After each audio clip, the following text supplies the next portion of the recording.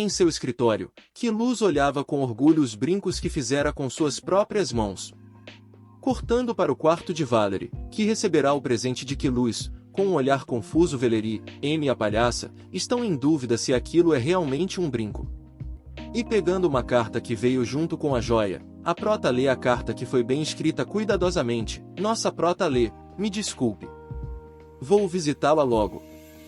Com medo do que pode acontecer, nossa prota pede para Amy por os brincos em um lugar onde ela não possa ver. Amy, preocupada com nossa prota, pede para ela descansar, no qual nossa prota recusa, explicando por que eu aprendi minha lição. Nessa casa, se eu me deitar em qualquer cama eu nunca vou ficar longe de problemas. E ficar no meu quarto não é uma boa ideia também.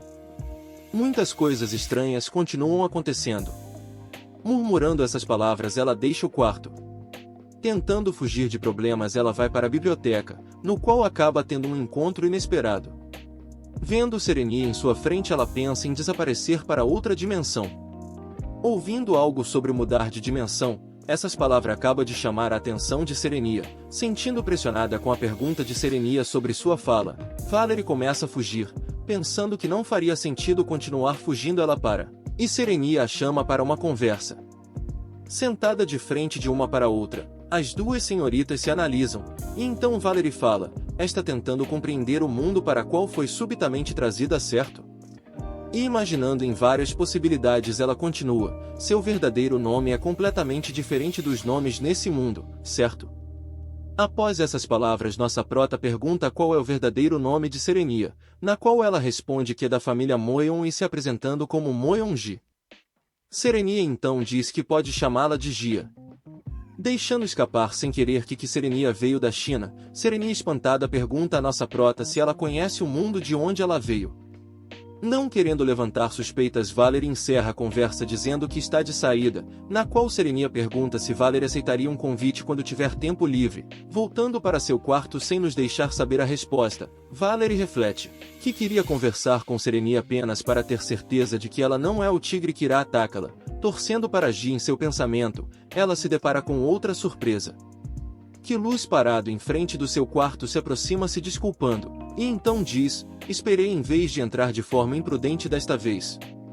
Eu ouvi que minhas ações com você no outro dia podem ter sido intimidadoras.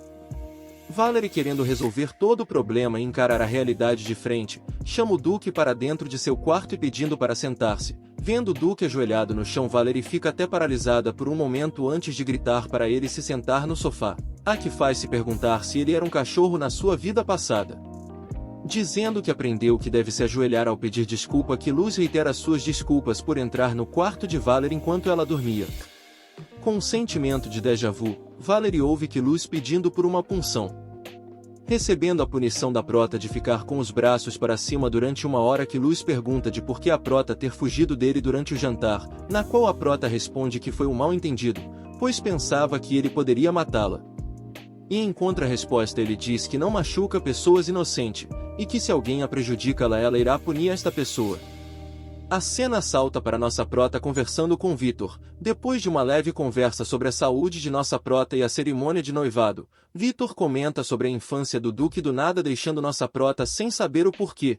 E no fim Vitor diz que o Duque tem apenas um problema, admitindo que o Duque é bem estúpido quando se trata de relações humanas, e que o preocupa se ele será capaz de se casar e se tornar pai de uma criança.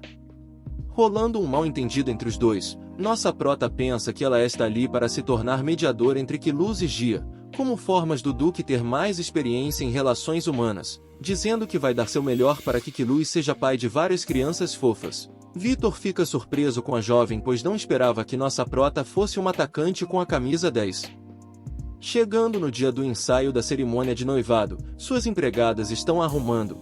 Com preocupação, Amy comenta para nossa prota que ela está emagrecendo muito a cada dia, e refletindo se lembra de Valerie ser letárgica quando estava na casa de seus pais. Mas na mansão do Duque, mesmo emagrecendo bastante, percebe-se que ela está mais energética. Uma comoção acontece no pátio da mansão do Duque, e vemos dois guardas se abraçando. Edwin, que acabará de chegar, pergunta se eles são oficialmente um casal, e estranhando por que os guardas estão olhando meio torto, um guarda responde, nós começamos a usar esse tipo de punição desde que Vossa Alteza abraçou a senhorita Bolshak enquanto dormia. Depois de ouvir o assunto, Edwin faz uma pergunta idiota, de por que a senhorita criou essa punição. E os guardas lá parado com vontade de responder que é tudo culpa dele. Enquanto divagava, o que acontecerá quando estava ausente, Edwin esbarra numa empregada que também estava tendo uma punição de ficar com os braços levantados. Ember explica a punição para Edwin e diz que a prota perdoaria, pela sua rudeza, e assim poderia voltar a servir Serenia. O príncipe mais uma vez de mente aberta pergunta se ela está namorando Serenia, no qual Ember responde: o que está dizendo? Ela está namorando sua graça, o Duque.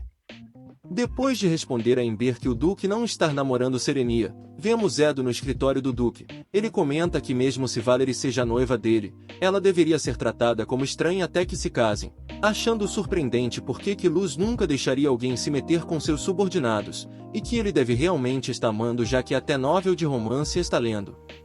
Em resposta, que Luz diz: desde que estamos noivo, nossa relação não deveria ser como naquelas novel de romance? É claro que eu devo trabalhar duro para ajudar minha noiva a viver confortavelmente. Lembrando de seu passado com Luz, Edwin o compara com um cão adestrado e pergunta em seguida se Luz está fazendo exatamente o que está escrito nos livros. Luz diz que é diferente do que aprenderá, e fala dos acontecimentos que teve entre eles. Após dizer que ela não sai de sua cabeça porque não consegue entender o que ela está pensando, Luz levanta e, agarrando a gola da camisa de Edwin, diz com uma cara séria que chegou a hora da punição dele, o arrastando para se encontrar com nossa prota. Ajoelhado com os braços para cima, Edwin pensa revoltado por estar recebendo uma punição, já que quando Serenia e o Duque descobriram o que ele fez com a prota, os dois se juntaram para espancá-lo. Xingando o Duque mentalmente por ser uma raposa, já que puni-lo foi só uma desculpa para tomar chá com sua noiva, assim como nós, ele se revolta por causa da conversa entre os amantes.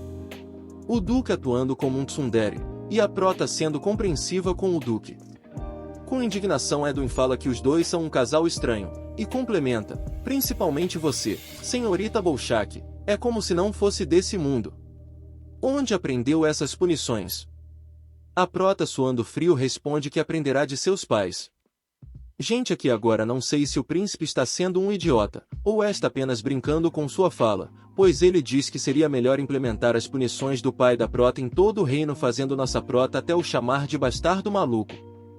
Rindo de nossa prota, ele comenta que ela é a primeira pessoa que o xinga. Ninguém percebeu, mas eu estou de olho no Duque ali com uma cara séria, certeza de que ele está comparando as falas do príncipe com as falas dos protagonistas da novel que ele está lendo. Duque está ligeiro nesse raspa-canela. Um cavaleiro entra no quarto avisando para o príncipe voltar pro castelo, já que o mago profeta acabará de chegar. Valerie instintivamente segura Edwin, que estava de saída, mas o solta, pedindo desculpa logo em seguida, provavelmente querendo saber se poderia ter uma conversa com o mago profeta também, já que era seu mestre que tinha lhe dado sua profecia. A cena muda para nossa prota murmurando sobre o que fizera antes, segurando o braço do príncipe repentinamente enquanto suas empregadas arruma para o ensaio da cerimônia de noivado. Então é isso, o vídeo acaba por aqui. Peço a todos que se inscrevam e deixem o like para fortalece. Muito obrigado.